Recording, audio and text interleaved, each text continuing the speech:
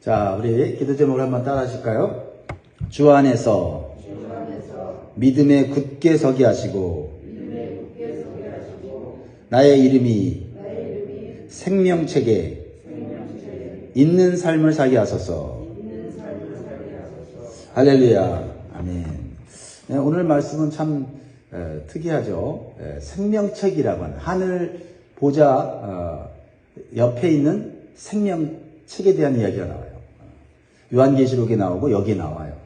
참 귀한 말씀인데 왜 이 말씀을 우리에게 주었는지 생각해 보면 좋겠습니다. 공동체 안에서 리더의 중요성과 영향력을 모르는 사람은 거의 없습니다. 그래서 리더들이 열심과 열정을 가지고 자신이 가진 재능과 능력을 발휘할 때 그 공동체는 발전하고 성장하게 됩니다. 그러면 리더를 따르는 사람들은 충성하는 리더들에 대한 자부심을 갖게 되고 그 공동체에 대한 애정을 더욱 갖게 돼서 더욱 즐겁게 헌신하게 되는 부가적인 유익을 얻게 되는 것이고 공동체는 더욱더 발전하고 부흥하는 것입니다. 그러나 때로는 재능 있는 리더들 사이에서 마음이 맞지 않는 불화가 일어날 때가 있습니다. 그러면 공동체 내부는 불안하게 되고 심지어는 분열되는 상황까지 가는 것을 보게 됩니다. 교회도 공동체이기 때문에 리더들의 중요성과 영향력이 크고 리더들의 관계는 매우 중요한 것이죠. 오늘 본문을 보면 빌립보 교회 안에 근심이 있는 것을 보게 됩니다. 교회 안에 영향력 있는 두 사람의 리더들이 서로 마음이 맞지 않는 일로 인해서 교회 공동체가 어려움을 겪고 있는 것입니다. 그래서 사도 바울은 빌립보 교회에 있는 두 여성 리더에게 이렇게 안타깝게 권면을 합니다. 2절 봅니다. 내가 유오디아를 권하고 순두개를 권하노니 주 안에서 같은 마음을 품으라.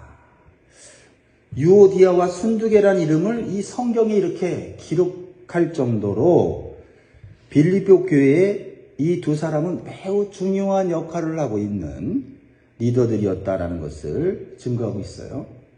그래서 사도 바울은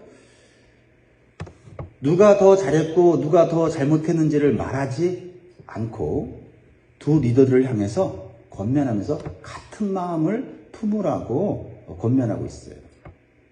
무엇을 의미할까요? 사도 바울은 이 두 리더들을 매우 신뢰하고 있음을 보게 돼요. 지금까지 교회에 충성하고 유익을 주었던 두 사람이 지금 마음이 맞지 않는 것은 서로 자신의 방식이 옳다고 고집하고 주장하기 때문이라는 걸 알았어요. 그래서 충분히 두 사람이 마음만 먹으면 같은 마음을 가질 수 있다는 것을 알았기 때문에 잘잘못을 따지기보다는 같은 마음을 가지라라고 말하고 있어요. 그래서 공동체 안에서 서로 같은 마음을 가지기 위해서는 서로 조금씩 양보하고 서로 조금씩 손해보아야 합니다. 내 생각과 내 방식을 내려놓고 상대방의 생각과 방식을 서로 수용하는 자세를 가질 때 같은 마음을 가질 수 있습니다. 부부관계도 그렇고 형제관계도 그렇고 모든 관계가 그렇습니다. 일방적으로 한쪽의 생각과 방식으로 해결하려고 하면 하나 될 수 없고 화목할 수 없고 같은 마음을 가질 수 없어요. 사실 같은 마음을 가진 관계들을 보면 서로 양보하고 서로 손해보면서 그보다 더 큰 화목이라는 유익을 얻고 사는 것입니다. 무엇보다도 유오디아와 순두개는 주님을 사랑하는 성도들이었어요. 주님과의 관계는 문제가 없지만요. 같이 일하는 동역자와 문제가 생긴 겁니다. 이것은 얼마든지 어떤 단체나 교회 공동체 안에도 일어날 수 있는 자연스러운 현상이에요. 그러나 중요한 것은 무엇입니까? 두 사람에게는 공통 분모가 있었다는 거예요. 뭡니까? 공통 분모? 주님. 주님 사랑하는 마음을 가지고 있었다는 거죠. 사도 바울은 그걸 본 거예요. 그래서 어떻게 해결하기를 원하고 있습니까? 주 안에서 같은 마음을 가져야 된다. 주 안에서. 둘 다 주님 사랑해서 봉사하는 리더들이잖아요. 그러나 마음이 맞지 않잖아요. 서로 마음을 맞추기 위해서는 주님을 바라보는 거죠. 주님 안에서 생각하는 거예요. 유오디아의 마음에 맞추는 것도 아니고 순두개의 마음에 일방적으로 맞추는 것도 아니에요. 각각 주님의 마음을 품는 거예요. 서로 시간을 갖고 나를 사랑하셔서 생명을 주신 주님을 바라보는 시간을 갖는 거지요. 우리가 주님을 위하고 교회를 위하는 것인데 왜 마음이 맞지 않을까? 라고 말씀을 보면서 묵상하는 시간을 가지면 다시 만나서 주님의 마음을 가지고 서로 바라볼 때 문제가 해결되는 줄 믿습니다. 그래서 빌립보서 2장 5절에 너희 안에 이 마음을 품으라 곧 그리스도의 마음이니. 우리가 그리스도의 마음을 품었는지 안 품었는지를 항상 점검해야 돼요. 주님의 일을 할 때는 더욱더 그렇습니다. 주님을 사랑해서 하지만 때로는 내 욕심, 내 욕망이 앞섬으로 말미암아 서로 마음이 맞지 않을 때가 있지. 예수님의 마음은 어떤 마음입니까? 예수님은 죽기까지 복종하면서 낮아진 마음입니다. 그래서 빌립보서 2장 6절에서 8절에 보면 그는 근본 하나님의 본체시나 하나님과 동등됨을 취할 것으로 여기지 아니하시고 오히려 자기를 비워 종의 형체를 하사 사람들과 같이 되셨고 사람의 모양으로 나타내사 자기를 낮추시고 죽기까지 복종하셨으니 곧 십자가에 죽으십니다. 상대방보다 낮아지려는 마음을 가지면 모든 관계가 원만하게 해결될 때가 많습니다. 상대방보다 내가 조금이라도 높고 또 높아지려고 하는 생각을 가지면 거기에 다툼이 일어날 수가 있는 것이죠. 유오디아와 순두개는 빌립보 교회의 중요한 리더들로서 예수님의 마음으로 영혼을 사랑하고 복음을 전하고 교회를 섬겼어요. 그것은 사도 바울이 인정하고 있고 사도 바울이 저들은 나와 함께 복음에 같이 힘썼던 자들이다. 그러니까 사도 바울과 영적 추억이 많은 그런 여성 리더들이에요. 그러면서 놀라운 얘기를 해요. 이 두 리더들의 이름이 생명책에 기록되어 있다 말하고 있어요. 사도 바울은 그것을 볼 수 있는 영적인 눈이 있었던 것 같아요. 오늘 3절 보면 또 참으로 나와 멍에를 같이 한 내게 구하노니 복음에 나와 함께 힘쓰던 저 여인들을 돕고 또한 글레멘드와 그 외에 나의 동역자들을 도우라. 그 이름들이 생명책에 있느니라. 생명책에 있는 이 놀라운 하나님의 축복을 바라보면서 현재의 이 불안은 아무것도 아닌데 그것을 해결하기를 원한다는 거죠. 우리가 무엇을 바라보고 현재의 문제를 보냐는 거예요. 하늘에 내 생명책에 이름이 있다라고 한다면 이 세상의 사소한 일에 거기에 목숨 걸지 말라는 거죠. 그들은 신실한 성도들이고 그들의 믿음의 봉사는 주님이 받으실 만한 것이었고 무엇보다도 그들의 이름이 생명책에 기록되어 있다. 하지만 지금 사단의 시험에 넘어져 있는 상태라는 것이죠. 그래서 생명책에 있는 그들의 이름이 부끄럽지 않게 하기 위해서 본인들도 힘써야 되지만 주변 성도들도 도와야 한다는 것을 말씀하고 있어요. 그래서 바울의 간절한 소원은 이 두 사람을 화해시켜서 그들이 가진 열정과 에너지를 주님을 위해 올바르게 쓰게 하는 것이지요. 그래서 오늘 3절에 보면 또 참으로 나와 멍에를 같이 한 내게 구하노니 이름은 나와 있지 않지만 아마 이 빌립보 교회에 또 다른 리더들이 있었던 것 같아요. 나와 멍에를 같이 했다. 이건 뭐예요? 나와 수고하면서 교회를 세우고 헌신했던 리더들에게 이 두 사람이 생명책에 기록된 이름이니 이 여인들을 도와서 하나 되게 만들라고 하는 거죠. 그들이 가진 에너지를 쓸데없는데 소모적이고 쓸데없는데 파괴적으로 사용하지 말고 복음을 위해 교회를 세우게 사용하게 만들라는 거죠. 그래서 사도 바울은 이렇게 두 리더가 갈등이 생겼을 때 주변 성도들에게 어떻게 권면하고 있습니까? 어느 한쪽에 서지 말고 주 안에 서서 하나 되는데 힘쓰라는 거예요. 우리가 싸움이 일어났을 때 세상에서는 보통 두 사람이 싸우면 지켜보던 주변 사람들이 둘로 갈라져서 응원을 하죠. 그리고 상대방을 막 비난을 해요. 자기 편에 있는 사람들을 보호하죠. 그러면 그 두 사람의 다툼이 공동체 전체로 확산되는 것입니다. 이것은 주님이 기뻐하시는 모습이 아니죠. 그래서 사도 바울은 불화하는 두 사람이 어느 쪽에 서지 말고 어디 서라고요? 주 안에 서서 문제를 해결할 것을 권면하는 거예요. 이때 주 안에 서라는 것은 감정적으로 대응하지 말고 내 편, 네 편 가르지 말고 오직 말씀과 기도로 교회 공동체가 하나 되도록 힘쓰라는 겁니다. 이것이 주님의 거룩한 몸을 지키고 건강하게 세워가는 것이죠. 왜냐하면 주의 성도들은 하나님의 면류관을 받을 자들이고 서로를 사랑하고 서로를 기쁨을 주는 존재들이기 때문이죠. 그래서 주 안에 서라고 있어요. 1절 보세요. 1절 같이 읽겠습니다. 같이 읽습니다. 시작. 그러므로 나의 사랑하고 사모하는 형제들, 나의 기쁨이요 면류관인 사랑하는 자들아, 이와 같이 주 안에 서라.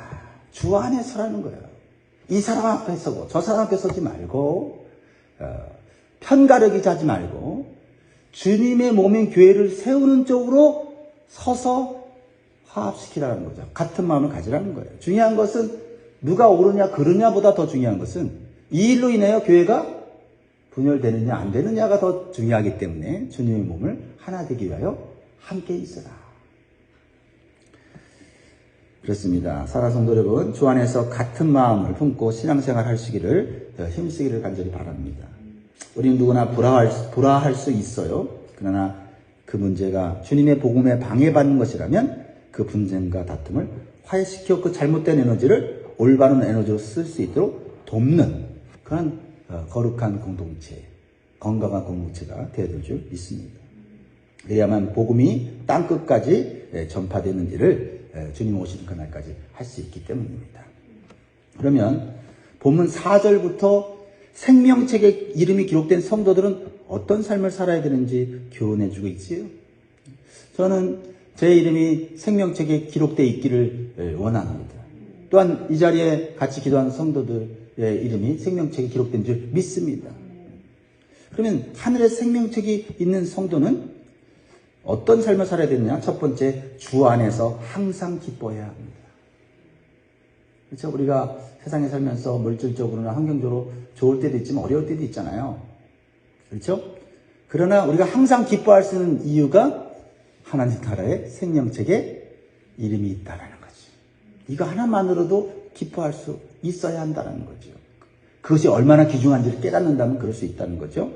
4절 같이 있습니다. 시작. 주 안에서 항상 기뻐하라. 내가 다시 말하노니 기뻐하라. 그렇죠? 주 안에서 기쁨의 근원이 있다는 거예요. 주님 안에 우리가 있다는 것은 주님이 그 삶을 보호해 주시고 인도하고 계시다는 거죠. 하늘에 생명책이 있는 성도는 주님이 결코 빼앗기지 않는다고 말씀하셨습니다. 주님 안에 있으면 안전합니다. 부와 명예와 권력은 일시적인 기쁨은 줄 수 있지만 항상 기쁨을 주지 못하고 영원한 기쁨을 주지 못해요. 사실 이러한 것들은 외부에서 오는 기쁨이지 내면 깊은 곳에서 올라오는 기쁨은 아니라는 거죠. 우리는 이 내면 깊은 곳에서 환경과 상관없이 오는 기쁨을 추구해야 될 줄 믿습니다. 사도 바울은 지금 그 기쁨을 누리고 있기 때문에 비록 고통스러운 감옥 속에 있지만 당당하게 주 안에서 항상 기뻐하라. 내가 다시 말하는 기뻐하라. 정말 기뻐하고 있지 않다면 성도들이나 주변 사람들이 비웃었을 거예요. 아니 감옥에 있으면서 우리 보고 기뻐하라고 있어? 그런데 그 기쁨은 환경에서 오는 기쁨이 아니라 정말 그 영에서 나오는 그 기쁨을 가지고 권면하고 편지를 쓰고 있는 걸 볼 때 성도들은 감동하면서 나도 저렇게 기뻐하고 싶어 라는 영향을 받고 있다는 것이죠. 우리가 어떤 상황에서도 하나님만을 신뢰하면 반드시 기쁨과 즐거움이 있게 될 것입니다. 고난과 시련 속에서도 기뻐할 수 있는 것은 이 환난 속에서 나를 위해서 하나님은 어떤 위대한 일을 하실까? 이 고통을 통해서 하나님은 어떠한 하나님의 능력을 보여주실까를 기대하면 거기서 오는 영적인 기쁨도 있다라는 것입니다. 그러므로 우리는 이렇게 기도해야 되죠.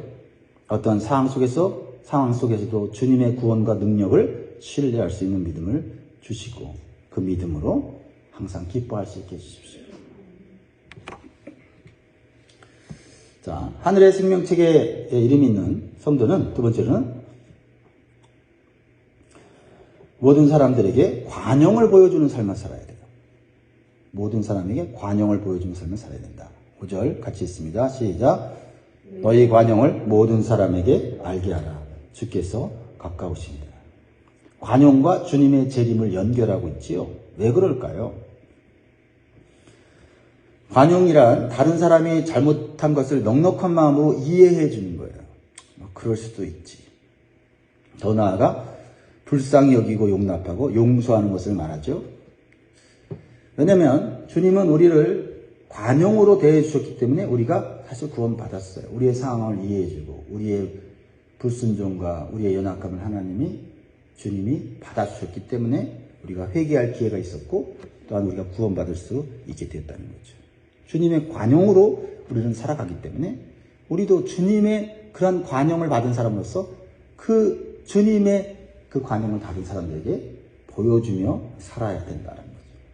그것이 조금이나마 주님의 은혜를 갚는 길이 된다는 거죠. 왜 나한테 이렇게 넉넉한 마음으로 대해주세요? 저는 잘한 게 없는데요. 그럴 때 저도 그런 넉넉한 마음으로 받아준 분이 계시거든요. 라고 말할 수 있는 게 그리스도입니다. 그리스도를 닮은 사람이다 라는 거죠.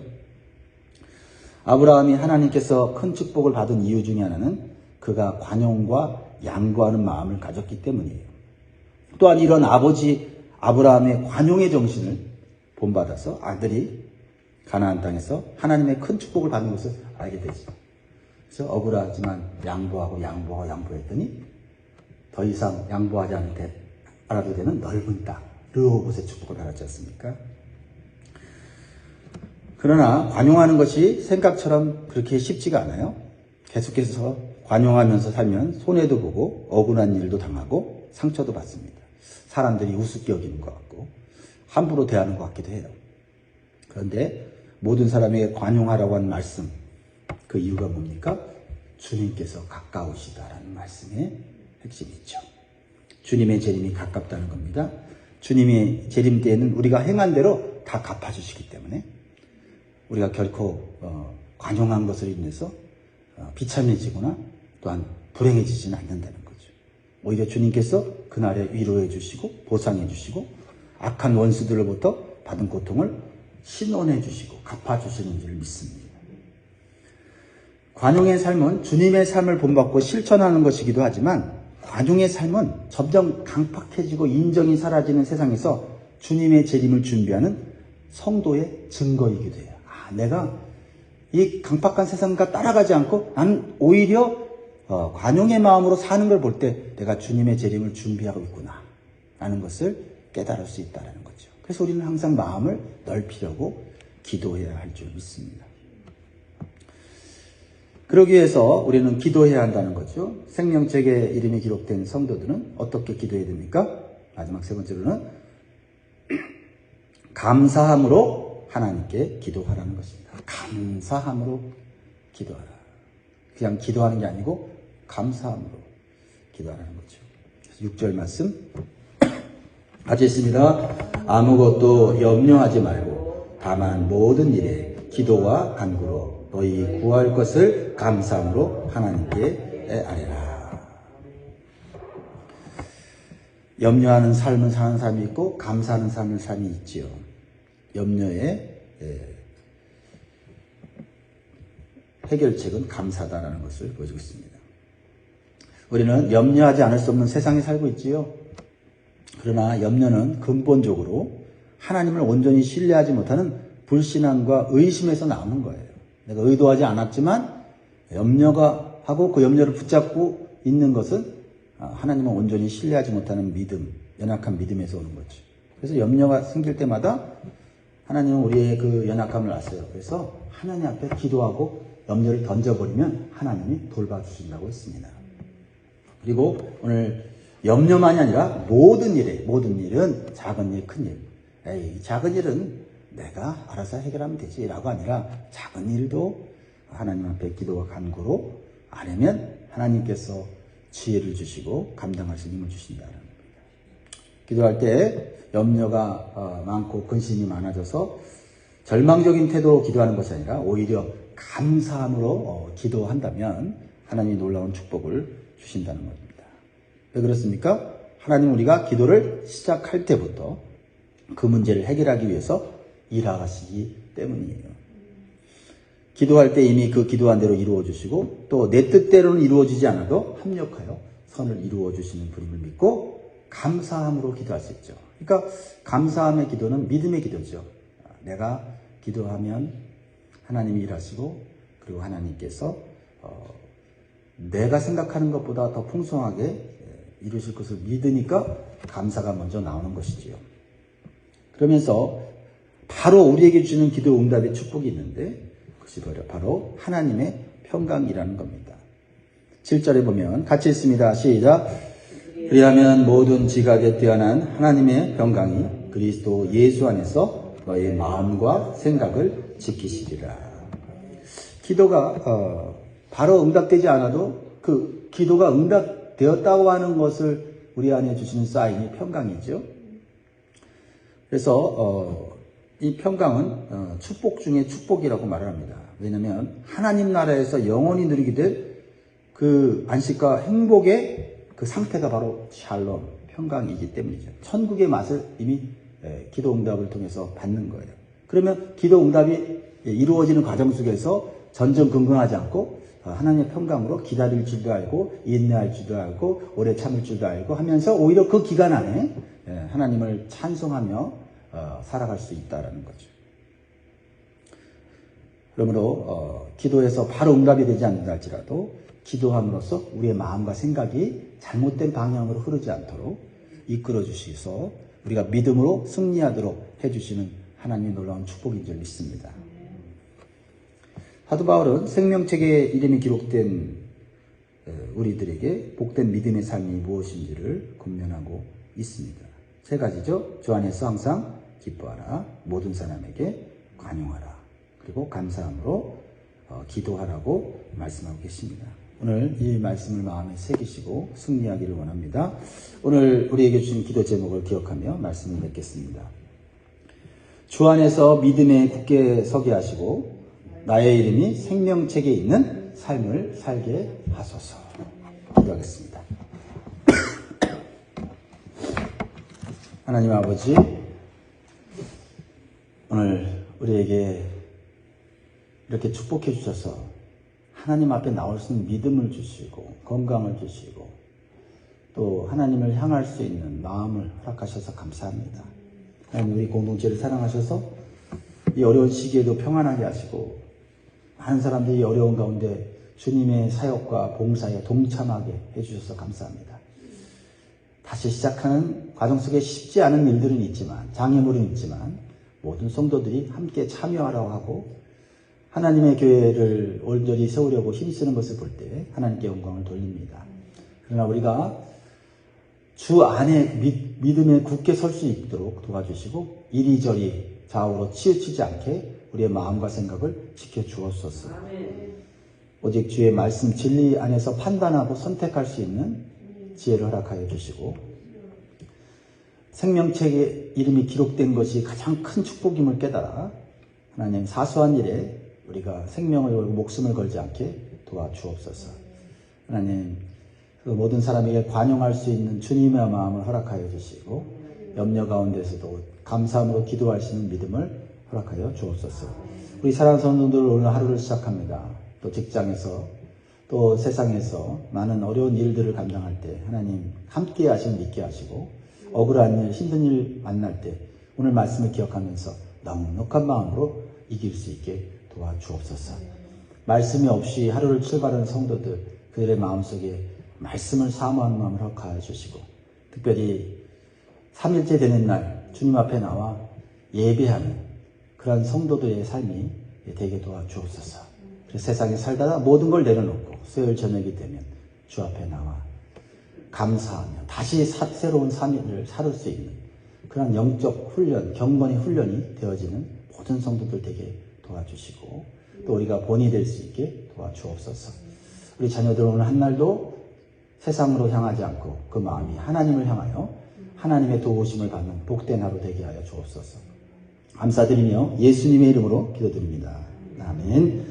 하늘에 계신 우리 아버지여 이름이 거룩히 여김을 받으시오며 나라에 임하옵시며 뜻이 하늘에서 이룬 것 같이 땅에서도 이루어지이다. 오늘날 우리에게 일용할 양식을 주시고 우리가 우리에게 죄 지은 자를 사하여 준 것 같이 우리의 죄를 사하여 주시고 우리를 시험에 들게 하지 마옵시고 다만 악에서 구하옵소서. 너희의 나라와 권세와 영광이 아버지께 영원히 있사옵나이다. 아멘. 오늘도 힘써 기도하시고 승리하시기 바랍니다.